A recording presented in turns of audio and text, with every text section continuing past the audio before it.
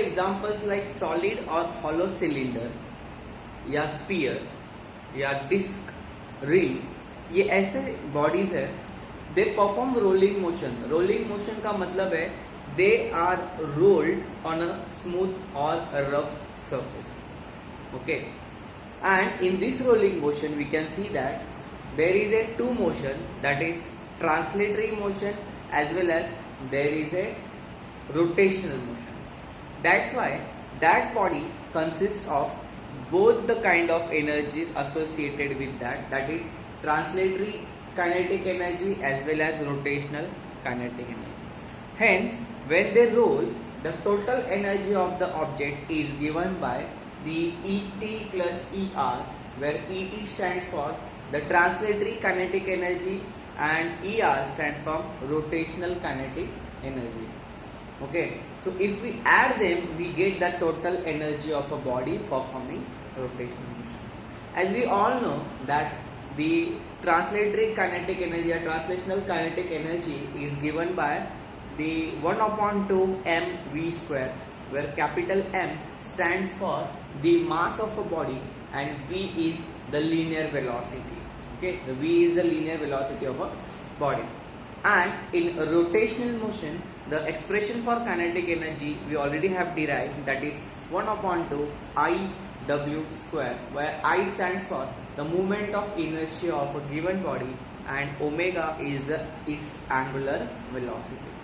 So we get the E is equal to 1 upon 2 mv square plus 1 upon 2 I omega square. As we are seeing that the center of mass of a body is performing circular motion, and in circular motion that omega is given by the formula V upon R. Actually V is equal to R omega, therefore omega is equal to V upon R, where R is the radius of that sphere. Okay, so if we use that expression, and also according to the radius of gyration concept, we have seen that the moment of inertia of a body is a product of the mass of a body and its distance its distance from the center of mass of a body from the axis of rotation, that is nothing but radius of gyration. That is, the moment of inertia of a body is equal to mass of a body into square of the radius of gyration. So we use the formula I is equal to mk square. If we use these two formulae in this equation, we can replace I is equal to mk square and omega square equal w square equal to V upon R bracket square. That means m stands for mass of a body, k stands for radius of gyration, v stands for linear velocity, r stands for radius. So 1 upon 2 mv square plus 1 upon 2 mk square v square upon r square. So by these two equations we take m 1 upon 2 mv square common, we get 1 upon 2 mv square inside bracket 1 plus k square upon r square. So this is the derivation for the total energy of a body performing rotational motion. I once again remind you that rotational motion consists of two types of motion, translatory motion and rotational motion. Rolling motion consists of two types of motion, that is rotational motion and translatory motion. So if we add the energy of both the kinds of translatory motion and the rotational motion, we can get the total energy of a body performing rolling motion. So here the expression k stands for radius of gyration. If we come to know what is the value of radius of gyration of any body, we can find the total energy of that body performing rolling motion. So here are some values. Suppose the body and radius of gyration ka relation is given. For ring or hollow cylinder, your radius of gyration k is equal to r. In case of disc or solid cylinder, its value is reduced, that is r upon under root of 2. And in case of solid sphere, value is 1 under root 2 by 5 r. Okay, that's it. Sometimes we are asked the question to derive the expression for the acceleration of a body performing rolling motion at an inclined plane. Okay, now you can see that this is an inclined plane from where the body is rolling on this surface from top position to bottom position. Suppose we are holding this object for a while and slowly we will leave this, or we will allow this body to roll on this surface. What is going to happen, that we are going to see. Okay, so first, when body was at a particular height, the energy it is associated is potential energy. That body was possessing potential energy. Once it is allowed to roll from the surface, its velocity start increasing when it comes down to the inclined plane, and at the bottom position it will possess the velocity which will be the highest velocity. Okay, so initially the body is at rest, that's why u is equal to 0, and here v will be your v max. अब ये body rolling motion perform कर रहा है, so we know कि इसके पास translatory motion भी है और इसके पास रोटेशनल मोशन भी है. द टोटल एनर्जी का formula will be the addition of the energy of a body in translatory motion and energy of a body in a rotational motion. Once it starts moving, its total energy will be the kinetic energy in a translatory motion and kinetic energy of a rotational motion. But according to the law of conservation of energy, the total energy of a body at highest position will be equal to the total energy of a body at bottom position. That means the potential energy start losing when it comes down and kinetic energy increases. So we can say that the loss of gravitational potential energy is equal to the gain of kinetic energy.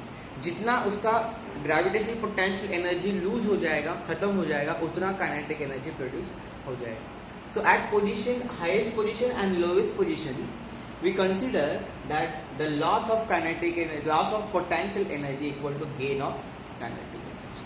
Now, expression for kinetic energy we have, that is 1 upon 2 mv square in bracket 1 plus k square upon r square. That is the expression for the total kinetic energy of a body performing rolling motion, which we already have derived. And the gravitational potential energy of a body when it is at highest position will be mgh. ये formula already आप lower standard से पढ़ चुके हैं. तो this mgh equal to 1 upon 2 mv square inside bracket 1 plus k square r square. Since m is the mass of a body which is actually rolling, okay, where g is the gravitational acceleration, that is constant, h is the height from which it is dropped or allowed to roll. Here v will be the linear velocity of an object, and k stands for radius of gyration and r stands for radius of a sphere. So we get an expression that v square is equal to 2gh and bracket 1 plus k square upon r square. So we can derive an expression for velocity when the body performs rolling motion at inclined plane. This is the expression for velocity.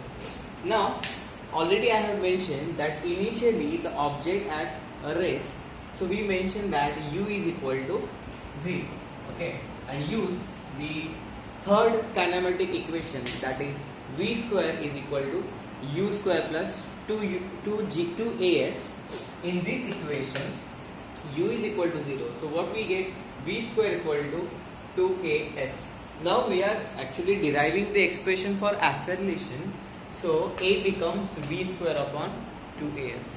We already have derived the expression for v square here, that is 2gs divided by 1 plus k square upon r square. So substitute this value in the equation, we get a is equal to 2gs inside the bracket 1 plus k square upon r square bracket close divided by 2as. Okay, now look at this geometry, that in an inclined plane this distance, that height is called as s, and this perpendicular height is h. So the sine theta will be opposite side upon hypotenuse. Okay, so we'll get sine theta is equal to h upon s. So S will become h upon sin theta.